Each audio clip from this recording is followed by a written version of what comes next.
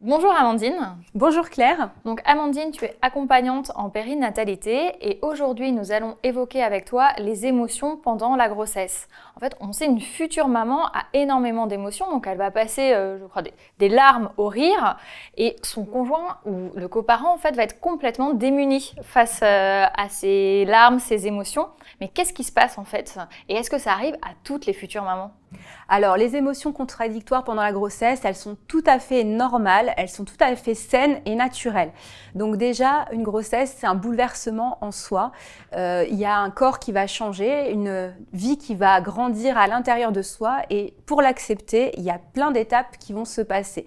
Que ce soit au niveau hormonal, au niveau psychique, il y a beaucoup de choses qui vont être remaniées pendant ces 9 mois et c'est tout à fait normal de passer du rire aux larmes, de la colère en 3 secondes, changer totalement d'état d'esprit. Donc, à toutes les futures mamans qui nous regardent, c'est normal. Voilà. Mais c'est ça pendant toute la grossesse ou il y a par période entre le premier et le deuxième, on va pas avoir les mêmes émotions? Alors, les émotions vont vraiment varier tout au long de la grossesse. Pendant le premier trimestre, on peut identifier des émotions qui vont être assez contradictoires, qui vont être de l'ordre de « je suis trop heureuse d'être enceinte » et puis de l'autre ordre de se dire au final est-ce que je veux vraiment être enceinte, est-ce que je suis vraiment prête, donc il peut y avoir plein de choses assez contradictoires en se disant voilà, je suis trop contente mais est-ce que dans le fond j'ai pas fait une bêtise. Donc là c'est vraiment l'émotion qui peut caractériser le premier trimestre. Il y a aussi une autre émotion, celle de la peur de la fausse couche, qui est souvent véhiculée par des amis, et très présente en France, hein. Exactement, on assimile la fausse couche particulièrement au premier trimestre et aussi par rapport au vécu de la future maman. Est-ce qu'elle a déjà été confrontée ou pas à ça? Donc là, c'est vraiment une période qui est très intense en émotions contradictoires. On est vraiment tiraillé pendant cette période-là.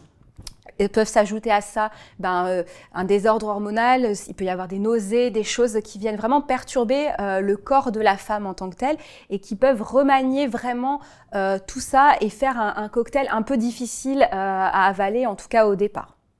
Après, on passe au deuxième trimestre. Et là, le deuxième trimestre, on peut commencer à avoir une sorte de vitesse de croisière en appréciant l'état de grossesse, en projetant le bébé dans une vie à 3, à 4, à plus.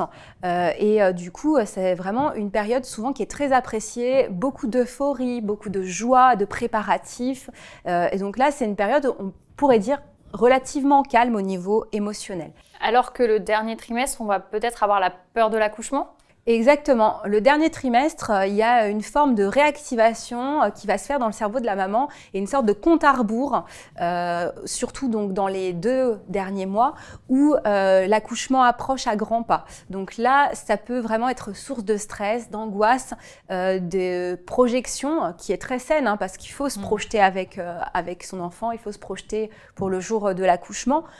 Par rapport à ses envies, ses peurs, en parler c'est toujours très bien, mais du coup ça crée une espèce de forme d'anxiété chez certaines personnes qui peut être un petit peu difficile à vivre. En tout cas, personne n'est égal devant ses émotions et je pense que c'est important de voir aussi que si vous vivez pas ces émotions, c'est ok aussi. Il y a des personnes qui vont passer une grossesse qui va être très lisse, très sereine et c'est très bien. Mais si dans l'inverse, il y a des émotions qui sont un petit peu en dents de scie, il faut les accepter aussi et elles sont tout à fait normales.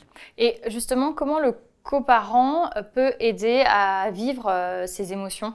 Alors, le coparent, généralement, est un peu perdu par rapport à tout ça parce que c'est très dur de voir la personne avec qui on vit peut-être parfois depuis des années se transformer et changer soudainement d'humeur. Donc là, c'est vraiment des fois une espèce de grande claque de voir que la personne qu'on aime, finalement, ne ressemble plus trop à la personne qu'on connaissait.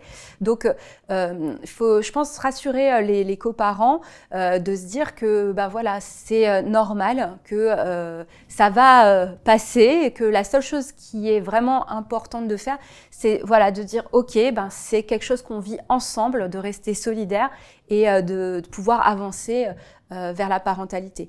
Et d'en parler. Exactement, d'en parler. Et je souligne aussi que pour le coparent, c'est pas toujours évident parce qu'en fait, il y a aussi de l'appréhension parce que c'est pas lui qui va accoucher.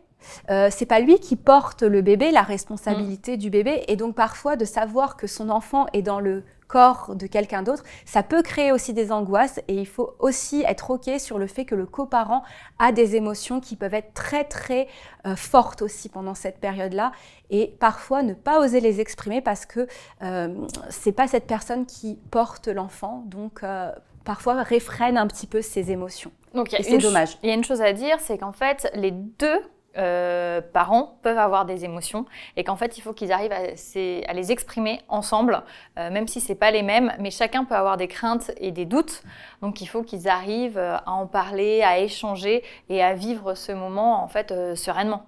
Tout à fait, c'est vraiment la clé. Et pas minimiser ni accuser les émotions de l'autre. Elles existent, elles ne sont pas malsaines, autant en parler.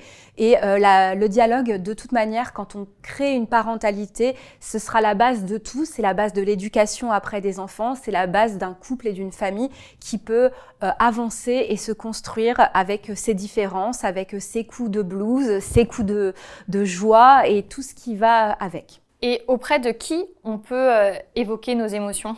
Alors, les émotions, on peut les évoquer dans un premier temps aux personnes en qui on a confiance. On sait que leur regard sera bienveillant, non jugeant et ça peut être votre meilleur ami, ça peut être votre maman, ça peut être votre sœur, ça peut être votre meilleur copain. Voilà, il ne faut pas hésiter à aller vers quelqu'un où on sait que le regard sera positif et de manière inconditionnelle. C'est très très important.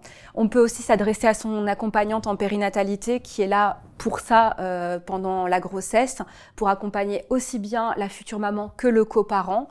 Et donc ça c'est important. Si on sent qu'on a des très grosses difficultés, des blocages, des choses qui remontent peut-être à l'enfance et qui sont problématiques et qui, en tout cas, pourrissent la vie et le quotidien, on peut s'adresser à un psychologue pour pouvoir avoir un accompagnement qui sera vraiment plus poussé et spécifique en fonction de ces problématiques. Merci Amandine pour toutes les informations que tu nous as données sur les émotions pendant la grossesse. Eh bien, merci en tout cas de m'avoir permis de dire qu'en fait c'est tout à fait normal et que chaque émotion a sa place pour se construire et devenir parent. Merci.